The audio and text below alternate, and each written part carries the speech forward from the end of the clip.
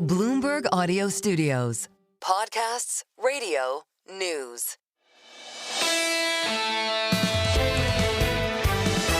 Single best idea. We'll make it short this morning with the shock in New York City of what we've all witnessed across the nation on Park Avenue. From the Waldorf up Park Avenue, just past Grand Central Station, heading north, there is the spectacular J.P. Morgan building.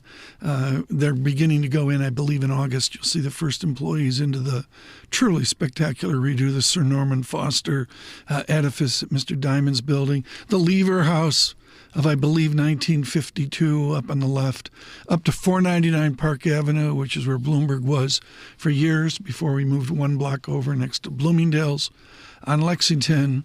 And there is Blackstone. They have lost Wesley LePatner. She was exquisite. She was summa cum laude, Yale University in history, and took over their most important real estate effort in the recent months. Here's our Myles Miller from 345 Park Avenue.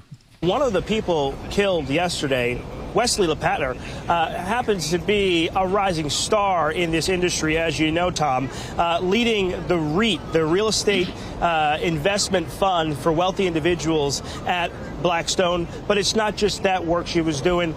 When you talk about a person who's on the board of the Met, the UJA, Schechter School, this is a person who dedicated their life to helping others. And imagine she's leaving work yesterday and becomes one of those victims.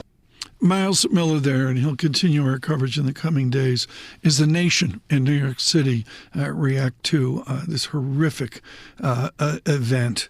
In the business world today, a historic merger. I thought our John Tucker did a great job of giving scope and scale from the heart of the Civil War and the Golden Spike out in Utah over to what we see now with Big Seven railroads.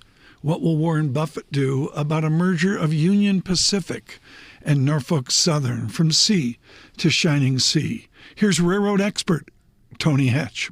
Concessions that could be given could include concessions to Amtrak to make their service better. Over the Union Pacific portion, I've ridden long haul trains from New Orleans to LA, and they're always late, et cetera. They run once a day. So it kind of, it's great if you're a tourist.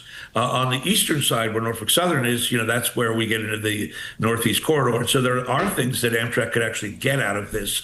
It'll be curious to see, they're a little rudderless right now at Amtrak, but they will be one of the many stakeholders who are going to come with a plate and, and a fork, and in their back pocket a sharp knife. And everybody will be looking for something. Tony Hatch on an $85 billion merger. We're out on podcasts, on Apple Podcasts, on Spotify, and on YouTube Podcasts. This is Single Best Idea.